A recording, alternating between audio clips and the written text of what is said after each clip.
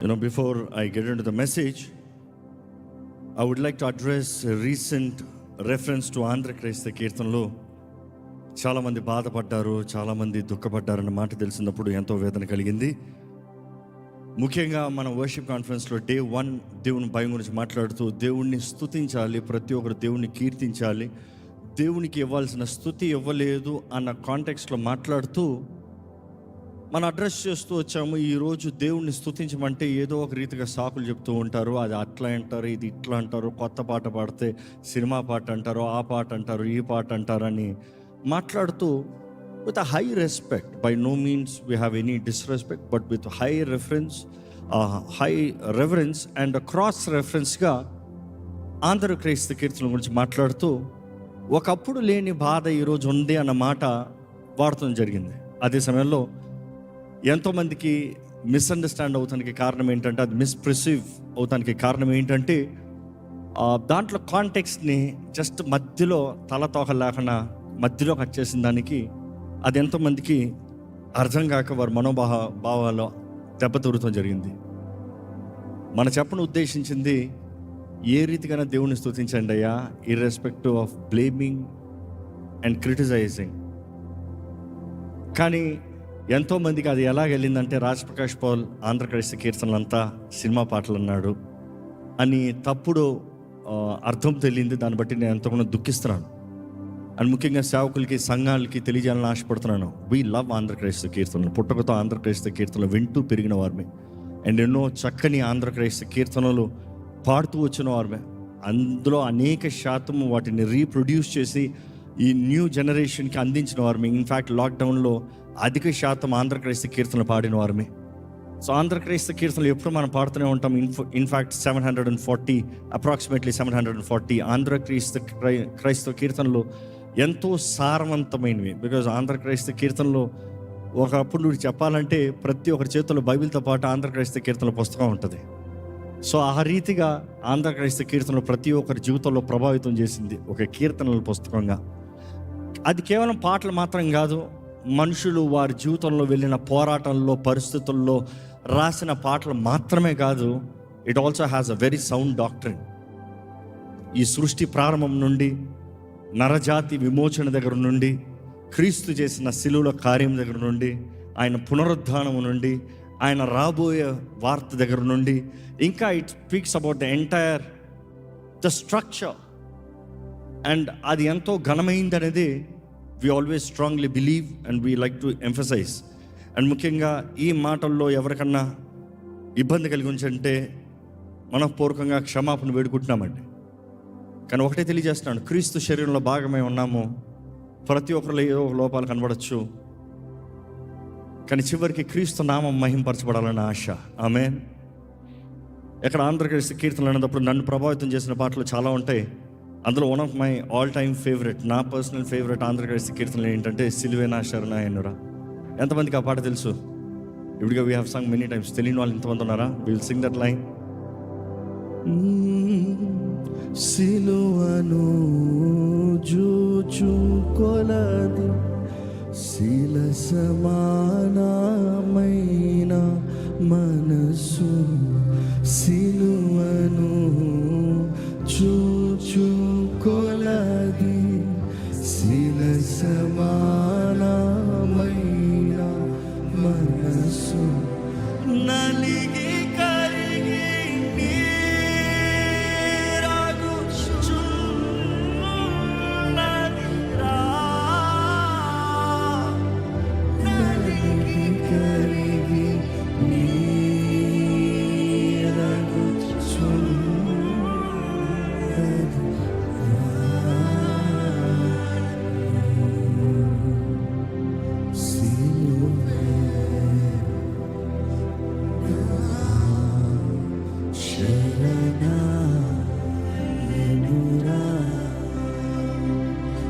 చివరి 5 చరణం ఉంటుంది.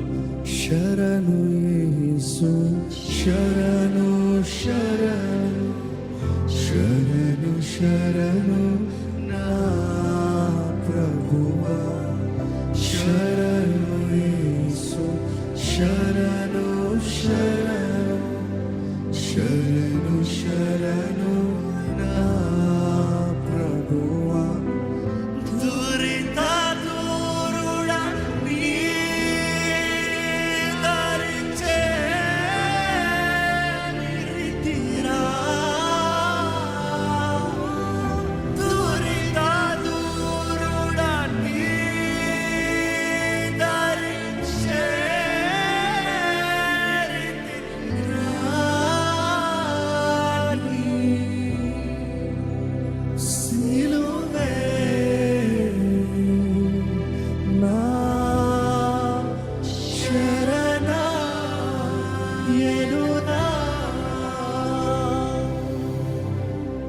Yeah, that's a very beautiful, meaningful songs. But then నేను ఆ రోజు చెప్పదు ఉద్దేశించింది 90% సినిమా అన్నాను.